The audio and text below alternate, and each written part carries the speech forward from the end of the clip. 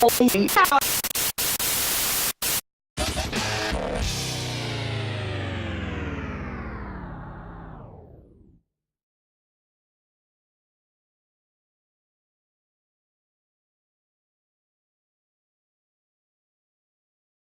first ingredient you'll need is soy sauce.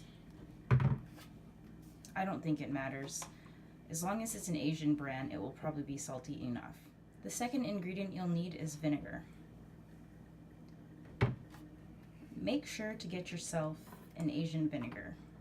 The reason for that is because the acidity is typically higher. The acidity level for this vinegar is 4.5% acidity. The next ingredient you'll need is black pepper. Some people like to use peppercorn, but I prefer black pepper. The fourth ingredient you'll need is garlic. Make sure to get yourself a good garlic. Apparently this good garlic is from China. The last ingredient that you'll need is your meat. Today we'll be cooking pork spare ribs. We bought 5 pounds.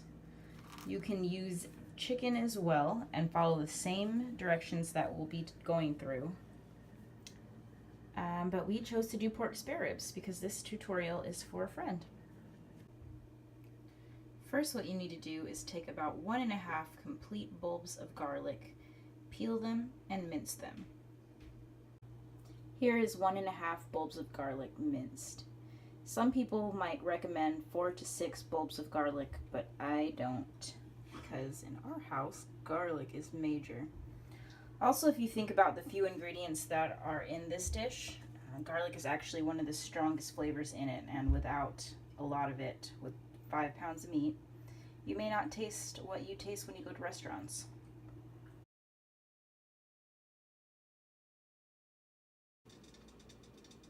Next, what you want to do is warm your heat. I keep it on about level 6 for about 2 minutes, and to test it I just put my hand over it and see if I can feel the actual heat.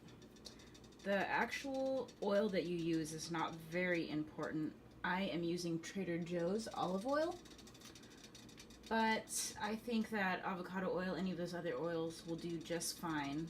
I just probably would steer away from canola. I've cooked with that and I feel like I can taste the difference. Once your once your oil is nice and warm, you're going to put the minced garlic inside of the oil. You'll know that the oil was hot enough if you heard a little sizzle when you dropped it in.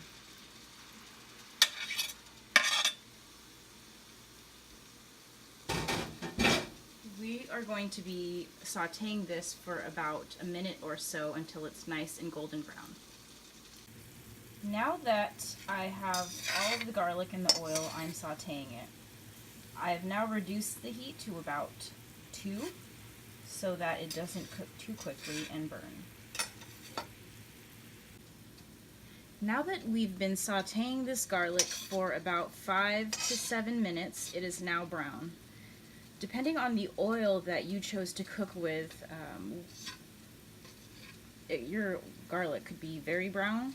It could be yellow, it could be green like mine. It really depends on the color of the oil that you're working with. Now that the garlic is prepared, we are ready to put in our meat.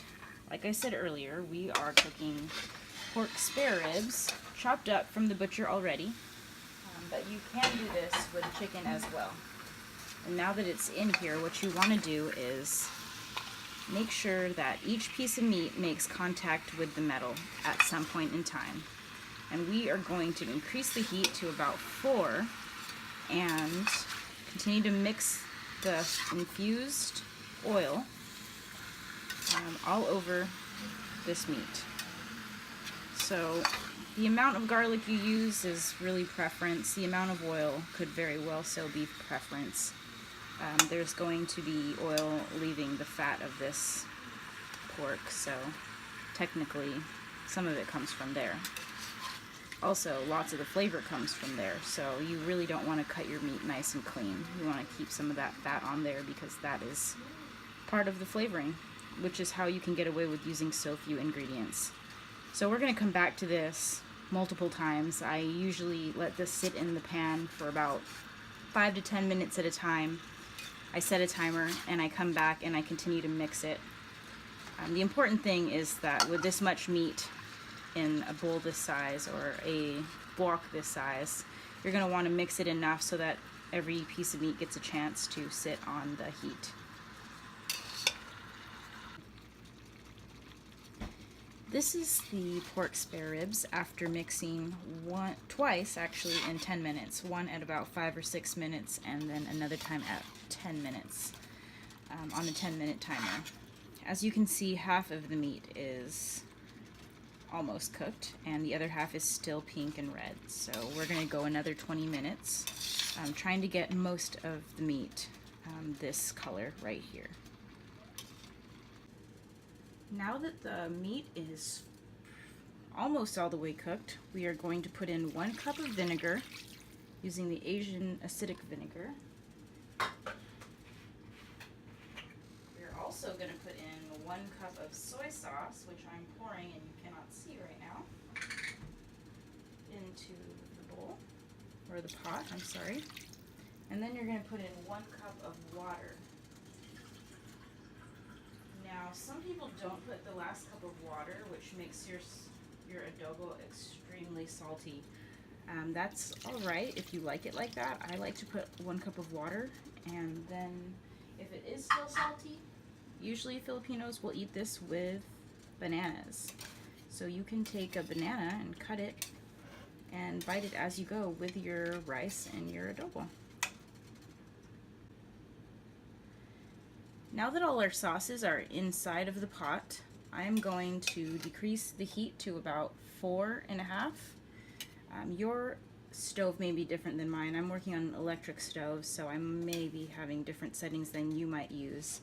What I'm basically going to do is cook the rest of this meat thoroughly in this sauce so that it tastes like the sauce, but also to make the meat tender. This part you can do for as long as you like. I like to cook the meat until the meat starts to fall off of the bone. So that could be quite a while. I'll probably leave this over the heat for another 30-40 minutes. Depending on your preference, you may put more or less. For me, that's typically the amount of time it takes to complete this dish. But after that, you should have a nice tender meat that tastes just like any adobo you've had. The adobo has been boiling for about 40 minutes on level 4 on my stove, and this is what it looks like now. I'm cooking this for tomorrow morning. Adobo is usually so much better the next day, so I cooked it at night, and tomorrow when we eat it at dinner, I'll probably sit it on the stove for another 20 minutes to warm it. But also that's going to help it get a lot more soft and tender. Lots of meat will be falling off the bone another 20 minutes, but there's no need for me to do that now. I'm going to do it tomorrow. It'll sit in the sauce all night, and it's going to be amazing.